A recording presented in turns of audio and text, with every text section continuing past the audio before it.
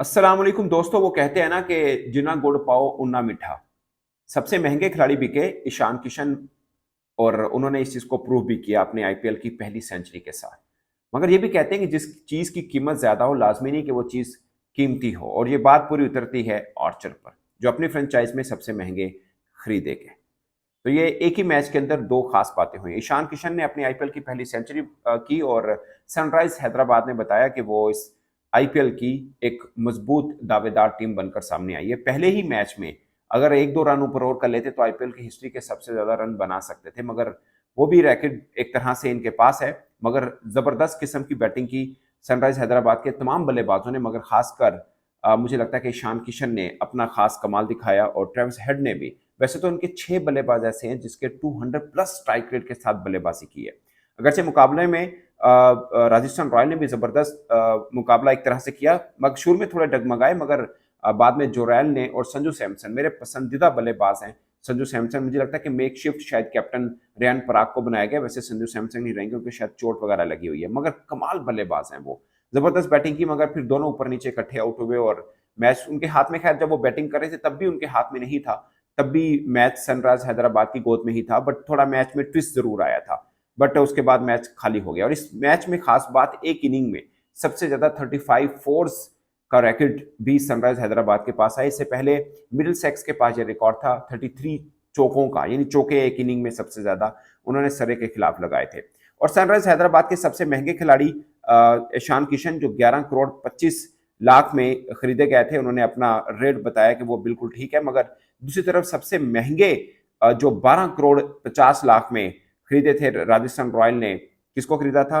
Archer को। वो सबसे महंगे बॉलर साबित हुए, और आईपीएल की हिस्ट्री के सबसे महंगे बॉलर साबित हुए। इन्होंने 4 ओवर में 76 रन, 4 ओवर में 76 रन। वैसे आर्चर को बिल्कुल ही ना फारिग कर दिया, ऐसे जैसे कोई गली मोहल्ले का बॉलर हो। इससे पहले सीरीज खेली तब भी आर्चर कहीं नजर नहीं आए, आईपीएल में भी कहीं नजर नहीं आ रहे। और बहुत कम बॉलर होते हैं जो लंबी इंजरी के बाद आए और बड़े इफेक्टिव हों। मैंने शायद, जो मेरी नजर में आता है, मैंने बुमराह को देखा, अगरचे देखना है मिचेल स्टार्क को, बट वो छोटी इंजरी है। लंबी इंजरी के बाद बाहर वापस आना और बहुत कमाल आना, वो अपने आप में एक मतलब खास बात होती है। अगरचे शामी की लंबी इंजरी नहीं थी, मगर इंजरी के बाद आए हैं, वैसे इफेक्टिव नहीं हुए उस तरह के फैक्ट्री जैसे शामी। वो तो बॉल को नचाते थे।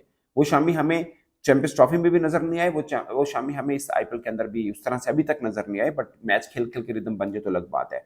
और ये बात हम इसलिए ज्यादा अच्छे से समझते हैं क्योंकि शाहीन शाह अफरीदी, हसन अली और भी कितने ही बॉलर हैं जो इंजरी के बाद आए, मगर दोबारा मिले नहीं, रूठे हुए उनकी बॉलिंग गुमसुम कहीं नजर आए। और मुझे राजस्थान रॉयल की एक चीज समझ नहीं आई, राजस्थान रॉयल की, वो ये है कि उन्होंने यू नो के बटलर को रखा, बोल्ट को फारिग किया, बटलर को फारिग किया, चाहल को फारिग किया, और जिनको खरीदा वो मतलब उनके, मुझे लगता है उनका टीम कॉम्बिनेशन थोड़ा डिस्टर्ब जरूर है। अगरचे उनकी बॉलिंग ओवरऑल ठीक है, मतलब आर्चर है साथ में, ठिकसाना है, फजल हक फारूकी है, मगर वो तालमेल बन नहीं पा रही उनकी उस तरह से। सनराइज हैदराबाद की बहुत से लोग तारीफ करेंगे कि उनकी बल्लेबाजी बहुत कमाल की, बट मुझे लगता है कि उनकी बॉलिंग भी जबरदस्त है।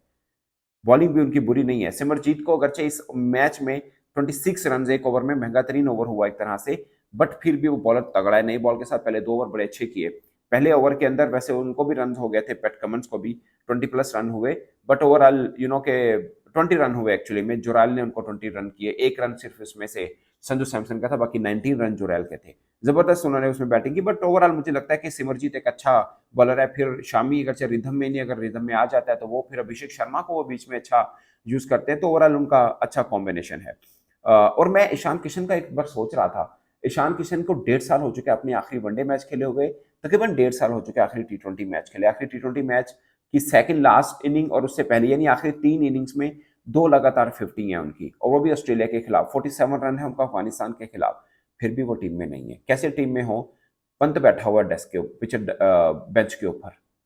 पंत की बारी नहीं आती तो ईशान किशन की बारी कहाँ से आनी? बट मुझे लगता है ईशान किशन लंबे फॉर्मेट में, ओडीआई में, he is a very good batsman. आज मुझे याद है पाले खेल के अंदर 82 रन की इनिंग खेली थी, जब इंडिया के 4 बल्लेबाज जल्दी से निपट गए थे। ये पांड्या, इन्होंने लंबी बारी लगाई थी, वो मैच मुकम्मल नहीं हो पाया था, तो 70 के लगभग रन किए थे इंडिया ने, मगर वो मैच भी उनके पास था। वो मैच है जिसमें पाकिस्तान की बॉलिंग एकदम, जिसे बोलते हैं ना, सिलाई खुली थी पाकिस्तानी बॉलर की, जो मैं समझता हूँ। अगरचे ज्यादा रन हमें वहां पे हुए थे कोलंबो के अंदर, मगर उस मैच में भी हमारा राज खुला था, क्योंकि 4 जल्दी आउट करने के बाद जैसे पांड्या और ईशान किशन खड़े हुए थे, वो उस टफ पिच के ऊपर मुझे लगता है कि वहां से पाकिस्तानी बॉलिंग वीक नजर आई और उसके बाद फिर सिलसिला शुरू हो गया।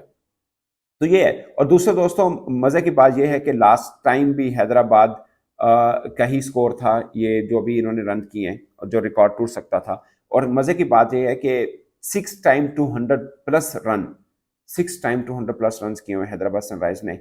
और 4 मरतबा ऐसा हो चुका है 250 प्लस उन्होंने रन किए हैं। ओवरऑल हाईएस्ट टॉप 5 आईपीएल के रन देखे उसमें से 4 सनराइज हैदराबाद के हैं। तो ये बता रहा है कि उनकी बैटिंग कितनी कमाल की है। अभी क्लासन ने भी वैसे 200 प्लस के स्ट्राइक रेट के साथ खेले हैं। उन्होंने 14 बॉलों पर 34 रन किए हैं, शॉर्ट इनिंग मगर क्रैकर। और नीतीश कुमार रेड्डी 15 बॉलों पर 30 रन, 200 स्ट्राइक रेट। तो 4 बल्लेबाज बनते हैं। वर्मा को वैसे मैंने काउंट कर लिया, जैसे 7 रन है, बट 5 बल्लेबाज तो आप कह सकते हैं, 1 2 3 4 5। शर्मा, अभिषेक शर्मा ने 11 बॉलों पर 24, ट्रेविस हेड 31 बॉलों पर 67। ये जबरदस्त किस्म की बैटिंग, मतलब 2 ओपनर कमाल के हैं। वैसे इन दोनों के ऊपर चलता है, मगर इनको ईशान किशन मिल गया, फिर नीचे क्लासन है, जबरदस्त किस्म की है। मतलब पैट कमिंस तक इनके पास जबरदस्त किस्म की बैटिंग है। फिर इम्पैक्ट रूल जो आता है वो भी अपने आप में एक खास कमाल है। अगरचे मुझे लगता है कि रॉयल की भी बैटिंग बुरी नहीं थी, मगर चल नहीं पाई। संजू सैमसन, जायसवाल जबरदस्त किस्म की ओपनिंग बनते हैं। मुझे लगता है कि इनका अगर पूरे आईपीएल के अंदर वैसे मोस्टली जोड़ी अच्छी बनेगी, मगर सबसे धांसू जो बनती है वो ट्रेविस हेड और अभिषेक शर्मा की बनती है। बट जायसवाल और संजू सैमसन भी बुरे नहीं है, जबरदस्त ओपनिंग पार्टनरशिप है। बट मुझे लगता है कि दोस्तों एक अच्छा मैच उस तरह से होना चाहिए था, मगर रन इतने बन गए थे, खासकर आर्चर को इतने रन बने कि वो मजेदार मैच नहीं हुआ। अब सेकंड जो मैच है आज के दिन का, उसके ऊपर भी बात बाद में होगी। बट अभी तक जो रिजल्ट आया इस मैच का, मुझे लगता है कि आईपीएल की सबसे तगड़ी टीम में अगर 2-3 टीमें होंगी, इसमें से सनराइज हैदराबाद एक होगी। मुझे तो खैर वैसे भी बहुत पसंद है, मुझे संजू सैमसन की कप्तानी बहुत पसंद है। पिछले आईपीएल में बड़ी जबरदस्त कप्तानी की है, मगर इस टीम के अंदर कॉम्बिनेशन में थोड़ा बहुत झोल जरूर है।